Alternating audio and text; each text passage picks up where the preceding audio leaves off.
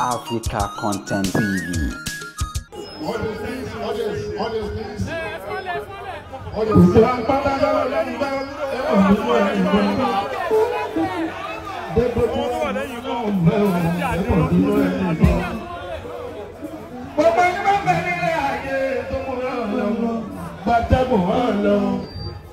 Kọ́ni ẹ̀tún bí mi wà lọ́wọ́ kò gbọdọ̀ pẹ̀lú ọlọ́wọ́. Gbogbo ẹni máa ń bẹ nílé ayé, tó ń bẹ nílé ayé tó mú ọlọ́wọ́, pátẹ́mù ọlọ́wọ́. Kọ́ni ẹ̀tún bí mi wà lọ́wọ́ kò gbọdọ̀ pẹ̀lú ọlọ́wọ́. Ọmọ lọ máa bá ọ̀rẹ́ wọn tó ra wọ́n ẹ̀sọ́ ọlọ́wọ́. Ọmọ lọ máa bá ọ̀rẹ́ tó ra wọ́n ẹ̀sọ́ ọlọ́wọ́. Ohunkóhun ló máa bá ọ̀rẹ́ wọn tó ra wọ́n ẹ̀sọ́ ọlọ́wọ́. Kò tètè fún ẹ lásìkò tó fẹ́ máa ṣe sọ́sọ́ lọ́wọ́. Ẹ má lùlù. Ọba bínú kò lábẹ́ ọ̀run, kóyè tẹ̀lé ẹ̀gbọ́n kò ló fẹ́ yẹ̀gbọ́n lọ́wọ́.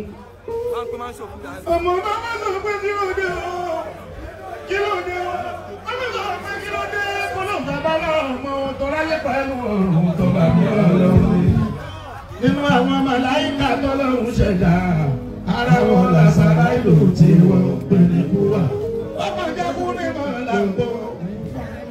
Àwọn kan jẹ́ rákìmù pẹ̀lú àtìdì. Àwọn méjèèjì ló kọ́ṣẹ́ wálẹ̀ o. Ilé ló báyé ṣe rọ́ọ̀kì ìbò akọni. Ìkà ló báyé ṣe láti ìdí akọni. Ìyẹn là kọ́ sílẹ̀ máa ṣe ló pèsè ayé. Kó tó di pàṣà ẹ̀lú kọ́ wá. Ó yá gbogbo sísá bá ti gòkè ẹ̀dá àwọn ọlọ́run ó sọ yìí ní gbogbo sísá bá ti gòkè ẹ̀dá àwọn ọlọ́run sọ́lẹ́mù bàbá lẹ́nà rẹ̀ sọ́lẹ́mù bàbá lẹ́nà rẹ̀ bó ṣiṣẹ́ borí ìfọ̀nù òṣìṣẹ́ lásán náà ṣe wàhálà o òṣìṣẹ́ borí ìfọ̀nù òṣìṣẹ́ lásán náà ṣe wàhálà. Adáni má gbàgbé lọ́wọ́ lọ́wọ́. Adáni má gbàgbé lọ́wọ́ lọ́wọ́. Láti bí ìkàlàbẹ̀ káwé kíyèsí. Ìkàlàbẹ̀ káwé kíyèsí. Ẹyẹ máa wọ kàlàbẹ̀ bàbẹ̀ lábẹ̀ yẹ. Ìkàlàbẹ̀ káfẹ́ lábẹ̀ yẹ. Níṣẹ́ ni kàlàbẹ̀ máa ń lábẹ̀ dá. Ìkàlàbẹ̀ máa ń lábẹ̀ dá.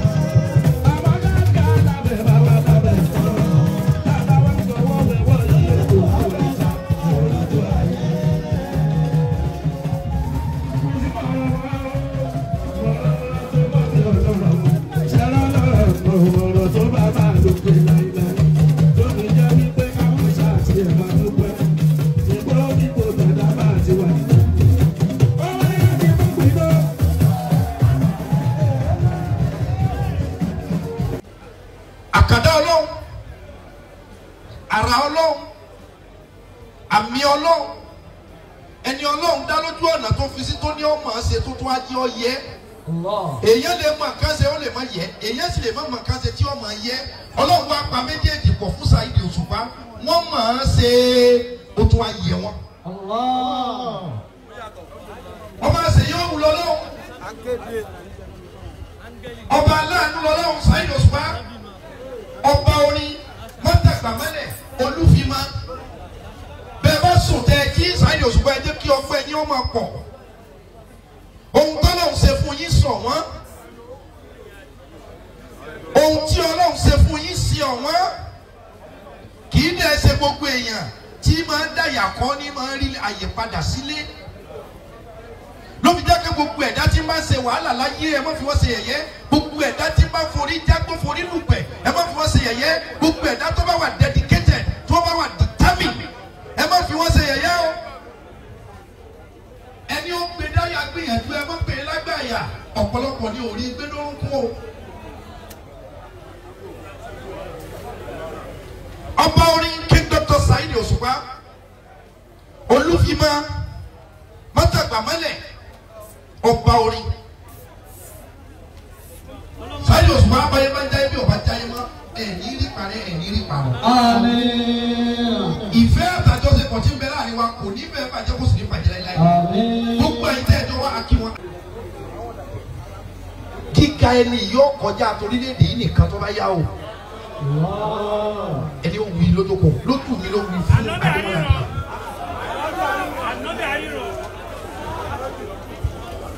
àárín wa da àjọṣe wa da.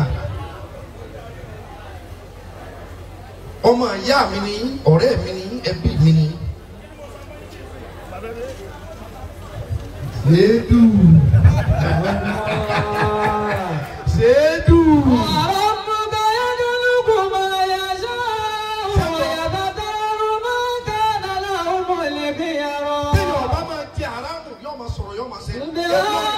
Olórí lè sọ̀rọ̀ kọ́sẹ̀ àti dán kankan wò ń bí ibi àṣà ìdòsùnmá lẹ́nu gbàdúgbòdè àti dán kan wò ó yìí ti sẹ́. O ti bẹ láàrin èmi àbọ̀bá kò lè yé èyàn kankan dé. àwọn àgbò fẹ́ mọ̀ tó wà láàrin ọ̀rẹ́. Àti dán kankan wò ó dẹ̀ kọ́ adé ti bá bẹ́ẹ̀. Tiẹ̀ lè mọ̀ bẹ́ẹ̀ bá tiẹ̀ fẹ́ mọ̀ aláwìyé ti bẹ láàrin èmi àti ọkùnrin lè mọ̀ ṣùgbọ́n alájọsí tó dá.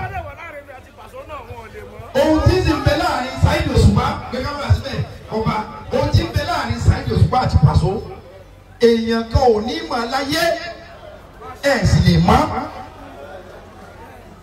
Èmi náà sì ni àáfàá kan ṣoṣo tí bẹ láàrin Saheed Òṣùpá àti Alhaji Wasiu Alabi Pasuma. Èmi nìkan náà ní sọ̀tún sòsì mọ́ bàbí kan jẹ́.